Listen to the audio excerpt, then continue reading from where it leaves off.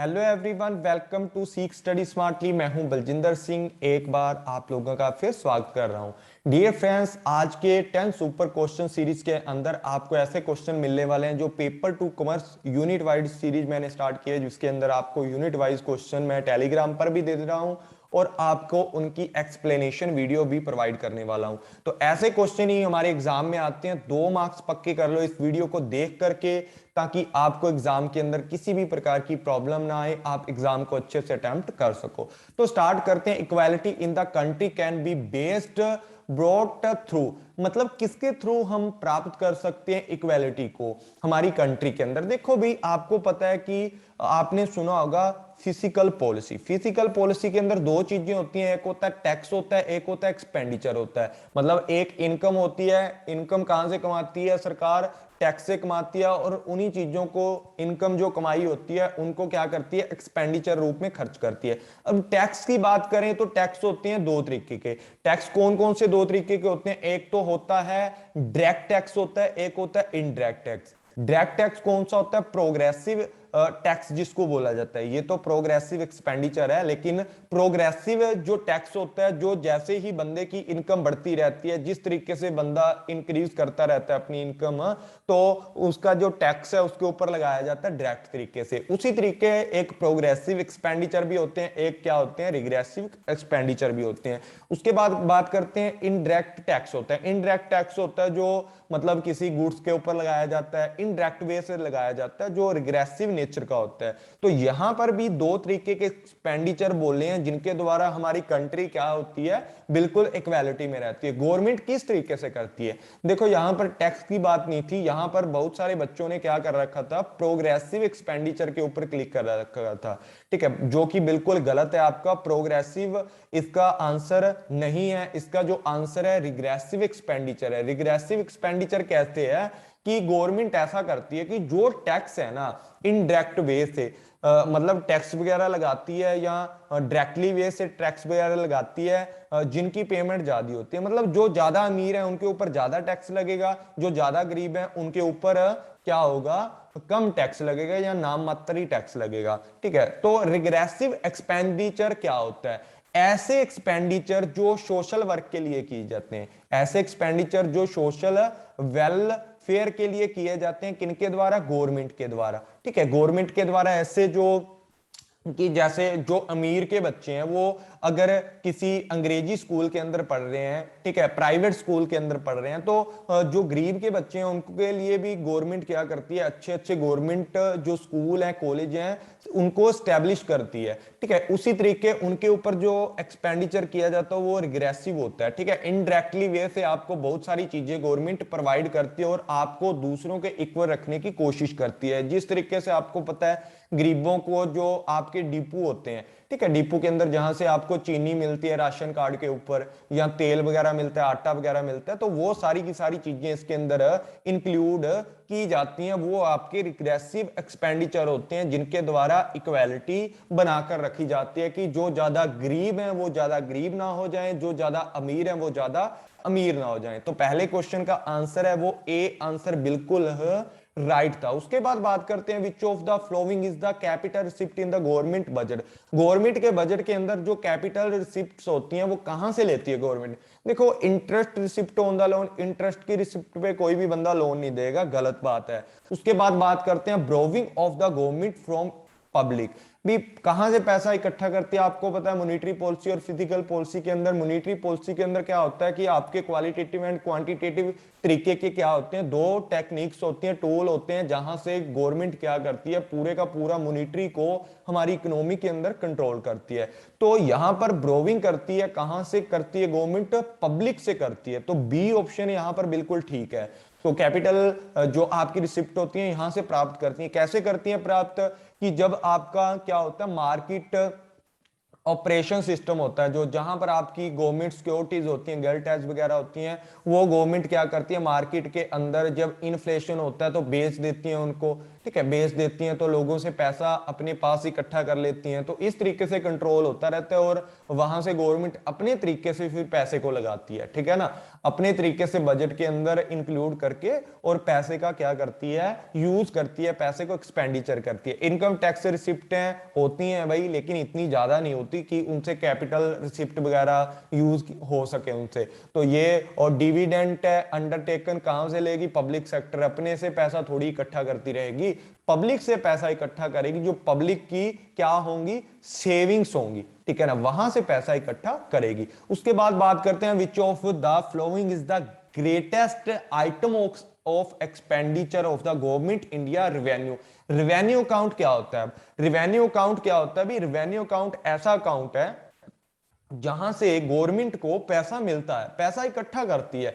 Revenue receipt है जो आपकी, रिवेन्यू अकाउंट मतलब टैक्स वगैरह से पैसा इकट्ठा करती है, फाइन लगा करके, प्लंटीज लगा करके पैसा इकट्ठा करती है ना, तो गवर्नमेंट जो इंटरेस्ट लेती है, ग्रांट्स वगैरह है, उनसे पैसा आ जाता है। तो ऐसा रेवेन्यू अकाउंट होता है ना, गवर्नमेंट उनका जो पैसा इकट्ठा होता है मतलब गवर्नमेंट के पास, तो उनकी सबसे लार्जेस्ट आइटम के ऊपर कौन सी आइटम है जहां पर गवर्नमेंट को पैसा है जो पे करना पड़ता है। डिफेंस के ऊपर मतलब सुरक्षा के ऊपर, भाई सुरक्षा के ऊपर तो पैसा है जितना लगता है, ठीक है जी। सब्सिडीज के ऊपर नहीं जी, सब्सिडीज तो इतनी देती भी नहीं है गवर्नमेंट जितने गवर्नमेंट टैक्स ठोक रही है अभी। जैसे कि आपको पता है पेट्रोल के ऊपर अगर कीमत पेट्रोल की देखी जाए तो कितना हुआ पड़ा है भाई, 100 से पार हो गया है, ठीक है ना, 105 पूंछ के करीब पहुंच चुका है आज की डेट में।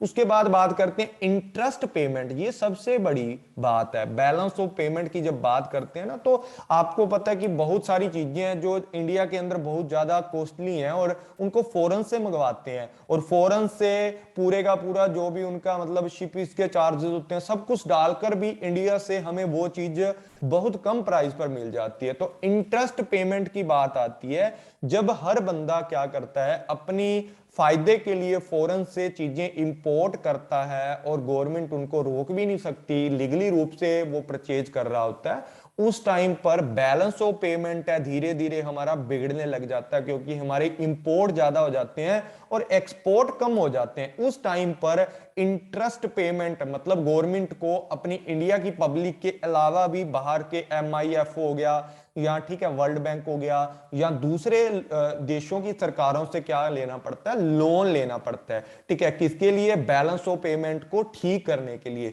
तो वहां पर सबसे ज्यादा हमें इंटरेस्ट पे करना पड़ता है, ठीक है जी। तो लार्जेस्ट जो हमारी आइटम है वो कौन सी है, इंटरेस्ट पेमेंट है। बहुत बच्चों ने ये क्वेश्चन को गलत किया हुआ था, सब लोगों ने डिफेंसेस का क्लिक किया हुआ था, तो आप लोगों ने ध्यान रखना है, ऐसे क्वेश्चन आपको अक्सर पेपर के अंदर पूछे जाते हैं। तो सी आंसर बिल्कुल यहां पर राइट था। उसके बाद बात करते हैं the main objective of monetary policy in the India.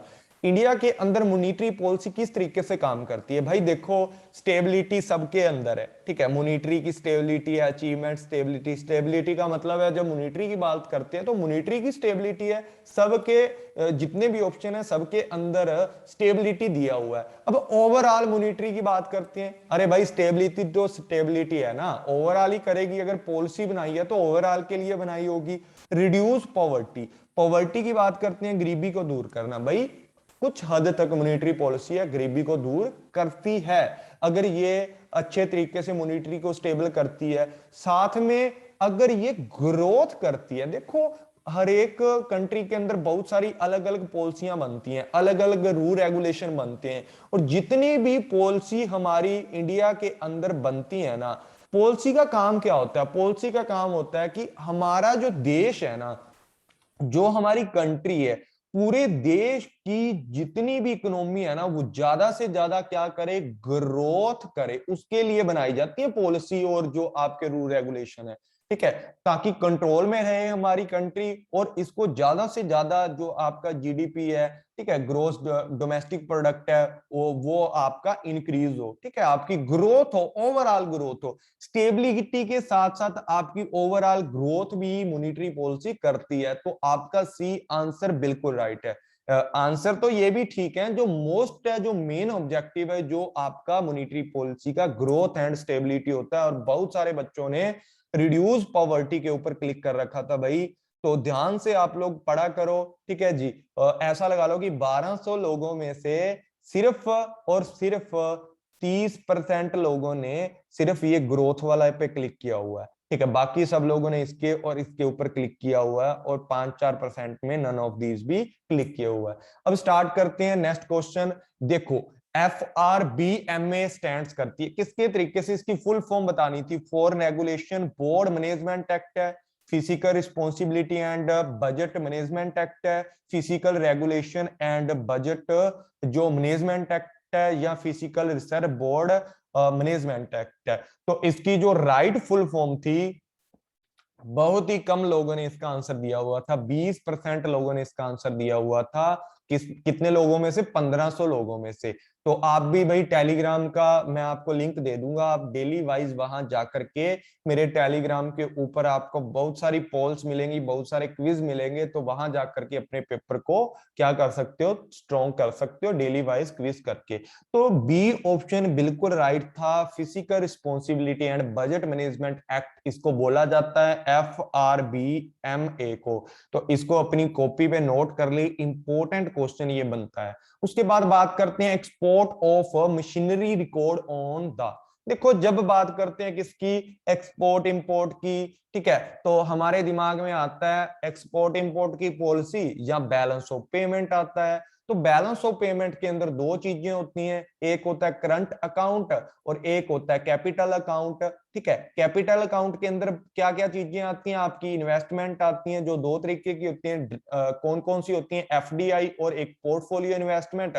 और इसके अंदर क्या चीजें आती हैं? इसके अंदर और चीजें आती हैं, जैसे आपकी एक्सटर्नल हेल्प होगी, असिस्टेंट होगी, एक्सटर्नल ब्रोविंग होगी, ठीक है, ये चीजें आती है। कैपिटल के अंदर करंट अकाउंट की बात करें तो export import goods and services, ठीक है, मर्चेंडाइज चीजें होती हैं सारी की सारी, यूनिलेटरल जो ट्रांसफर होती हैं, इनविजिबल ट्रांजैक्शन आती है, इंटरेस्ट ऑन लोन है, इंटरेस्ट ऑन ब्रोविंग है, वो सारी चीजें किसके अंदर आती हैं? करंट अकाउंट के अंदर आती हैं। तो आपकी जो मशीनरी है, अगर आप एक्सपोर्ट कर रहे हो तो कहां पर आएगा? कैपिटल अकाउंट तो आपके दोनों कट गए कि ना तो इसकी डेबिट साइड में आना चाहिए ना क्रेडिट साइड में आना चाहिए। क्यों नहीं आना चाहिए? क्योंकि सर जी कैपिटल अकाउंट में इन्वेस्टमेंट, एक्सटर्नल ब्रोविंग, एक्सटर्नल असिस्टेंट आता है, ठीक है, तो ये दोनों आपके कट गए हैं। अब बात करते हैं करंट अकाउंट की। करंट अकाउंट के डेबिट साइड पर लिखें या क्रेडिट पर?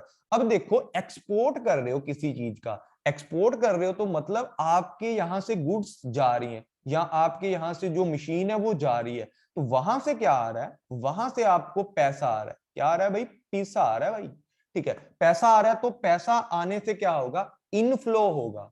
इनफ्लो किस चीज का होगा? करेंसी का।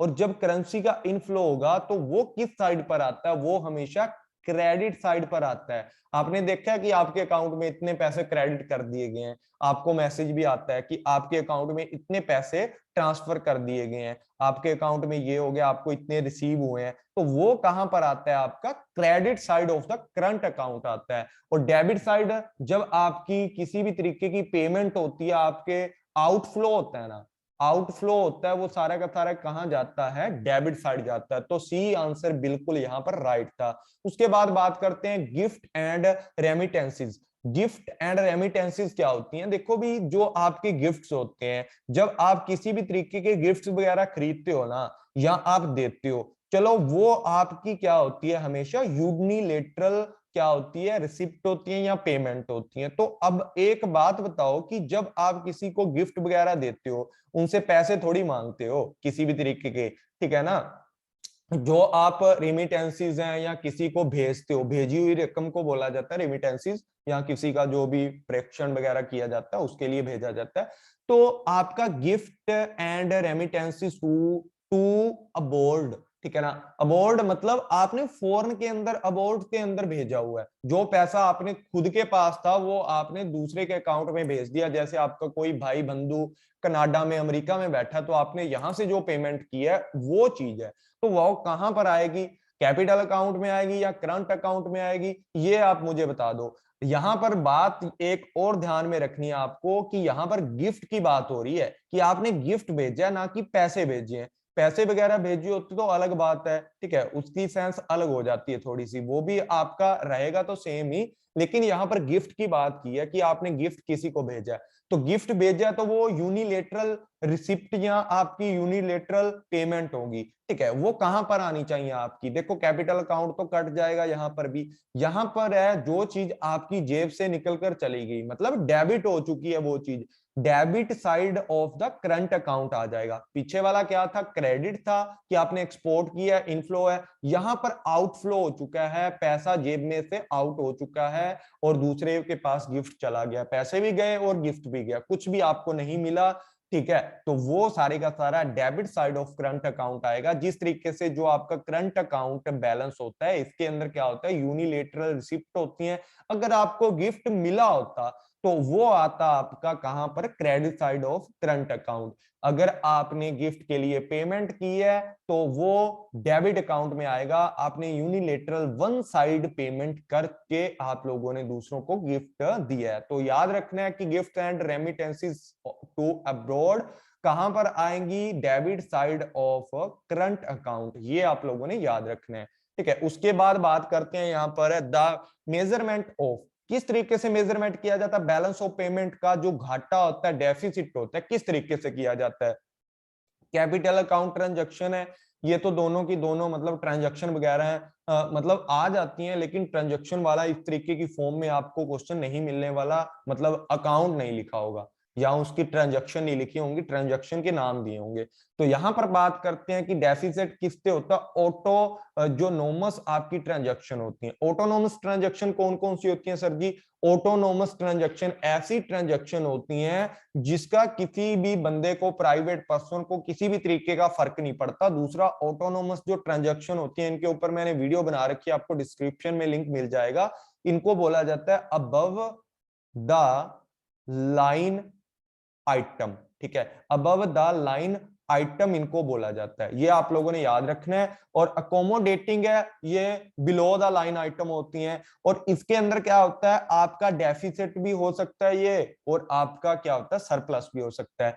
अब जो आपकी ऑटोनोमस होती हैं वो ज्यादातर प्राइवेट लोगों के द्वारा की जाती हैं, किसके लिए की जाती हैं, मोर बेनिफिट के लिए, मोर बेनिफिट्स के लिए या प्रॉफिट मैक्सिमाइजेशन के लिए की जाती है, प्रॉफिट मैक्सिमाइजेशन के लिए की जाती हैं। कौन सी, ऑटोनोमस ट्रांजैक्शन, ठीक है। तो इसी तरीके से हमें उनको कोई फर्क नहीं पड़ता कि हमारा बीओपी घाटे में जाएगा या नहीं, उन्होंने बस अपना प्रॉफिट देखना है। तो ऑटोनोमस ट्रांजैक्शन ऐसी होती हैं जो हमारी बैलेंस ऑफ पेमेंट को डेफिसिट के अंदर लेकर के जाती हैं। उसके बाद बात करते हैं choose of the correct statement from given below. यहां से जो नीचे की स्टेटमेंट है, यहां से देखो, सबसे पहले बैलेंस ऑफ ट्रेड रिकॉर्ड करती हैं export and import of invisible, BOT. Balance of trade के अंदर हमेशा क्या चीजें आती हैं, विजिबल चीजें आती हैं, याद रखना है, ओनली गुड्स आती हैं, only, note service include in the balance of trade,